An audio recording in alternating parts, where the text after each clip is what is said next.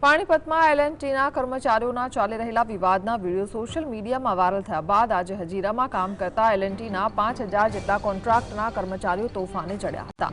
Video viral થતાં જ હજીરાના SMP3 પ્રોજેક્ટના કોન્ટ્રાક્ટ બેઝ કર્મચારીઓએ અચાનક કામ રોકી હડતાળ પર ઉતરી હોબાળો મચાવ્યો હતો। આ વિરોધ પ્રદર્શન હિંસક બનતા કર્મચારીઓએ પોલીસની ગાડીઓ પર પથ્થરમારો પણ કર્યો હતો। ઉચ્ચ અધિકારીઓ સ્થળ પર દોડી આવ્યા છે, જ્યાં કર્મચારીઓ દ્વારા વાયરલ વિડીયોના રોષ સાથે પગાર વધારા જેવી અન્ય માંગણીઓ પણ કરવામાં આવી રહી છે।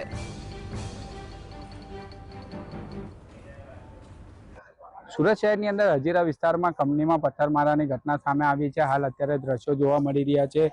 કામદારો દ્વારા પથ્થરમારો કરવામાં આવ્યો હતો, ગાડીઓ સળગાવવામાં આવી હતી। એ દ્રશ્યો પણ બતાવવાનો પ્રયત્ન કરી રહ્યા છે કે હાલ મોટી સંખ્યામાં પોલીસનો કાફલો પહોંચી ચૂક્યો છે, જે વાહનો સળગાવી દેવામાં આવ્યા હતા। ફાયર વિભાગની એક ગાડી છે તેનો કાચ તોડી નાખવામાં આવ્યા છે।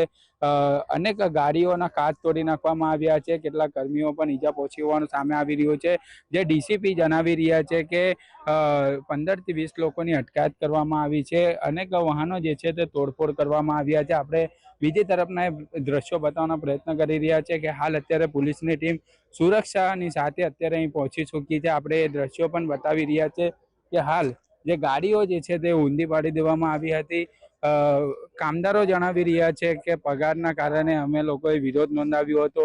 પોલીસ જણાવી રહી છે કે હરિયાણા પાણીપત ખાતે જે કામદારનું મોત થયું હતું તેના કારણે દ્રશ્યો જોવા મળ્યા હતા।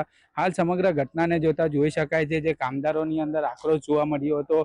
આક્રોશને લઈને અત્યારે જે કામદારો છે તેમના દ્વારા આ જે ગાડીઓ ઊંધી કરવામાં આવી હતી, ગાડીઓના જે કાચો તોડી નાખવામાં આવ્યા હતા, ગાડી સળગાવી દેવામાં આવી છે।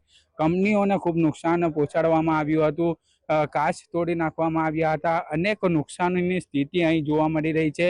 હજીરા પોલીસ અને સુરત પોલીસનો કાફલો અહીં મોટી સંખ્યામાં ઉપસ્થિત જોવા મળી રહ્યો છે। પોલીસ દ્વારા તમામ જે સુરક્ષાના જે વસ્તુઓ છે તે પહેરીને અહીં પહોંચી ચૂકી છે અને 20 થી વધુ લોકોની જે છે તે ડિટેન પણ કરવામાં આવ્યા છે। સાહિદ જગતાપ, GSTV।